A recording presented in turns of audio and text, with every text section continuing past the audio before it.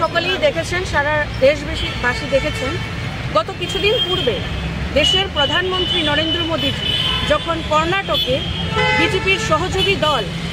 এর হয়ে প্রচার করছিলেন এবং এমপি প্রজ্জ্বল রেভান্নার হয়ে মানুষের কাছে ভোট চাইছিলেন, ঠিক সেই সময় সারা দেশে প্রায় ৩,০০০-এর অধিক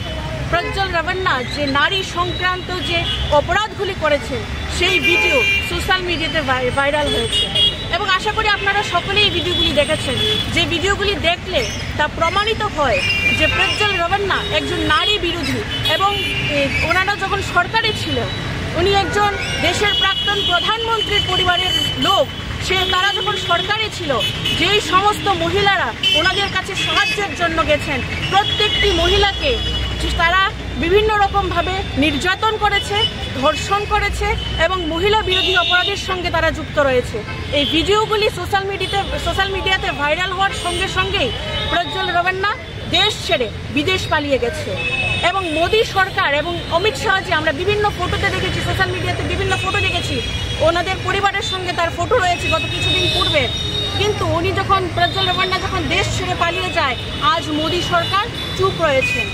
প্রধানমন্ত্রী নরেন্দ্র মোদী স্লোগান দিয়েছিল বেটি বাঁচাও বেটি পড়াও, কিন্তু যখনই বিজেপির সহযোগী দল কিংবা বিজেপি দলের কোনো শাসক দলের কোনো এমপি এমএলএরা মহিলা বিরোধী অপরাধের সঙ্গে যুক্ত হন, ঠিক সঙ্গে সঙ্গেই মোদী সরকার বেটি বাঁচাওয়ের স্লোগান ভুলে গিয়ে ধর্ষক বাঁচাওয়ে অবতীর্ণ হন।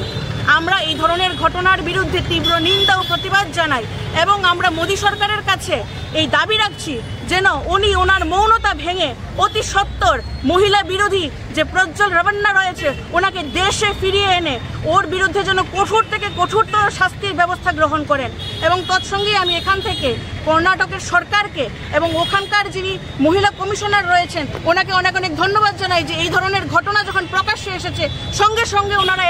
এসআইটি গঠন করেছেন এবং ওখানকার মুখ্যমন্ত্রীকে চিঠি লিখে সেই ধর্ষকের বিরুদ্ধে যেন কঠোর থেকে কঠোর শাস্তির ব্যবস্থা করা হয় সেই পদক্ষেপ গ্রহণ করেছেন। এবং আমরা আজ দেখেছি সেই ধর্ষকের পিতাকে কর্ণাটক সরকার গ্রেপ্তার করেছেন এবং দেশের সরকার, কেন্দ্রীয় সরকার এবং প্রধানমন্ত্রী যেন তার মৌনতা ভেঙে ধর্ষকের বিরুদ্ধে এবং দেশের মহিলাদের জন্য ন্যায় পাইয়ে দেয়, আমরা সেই দাবি রাখছি।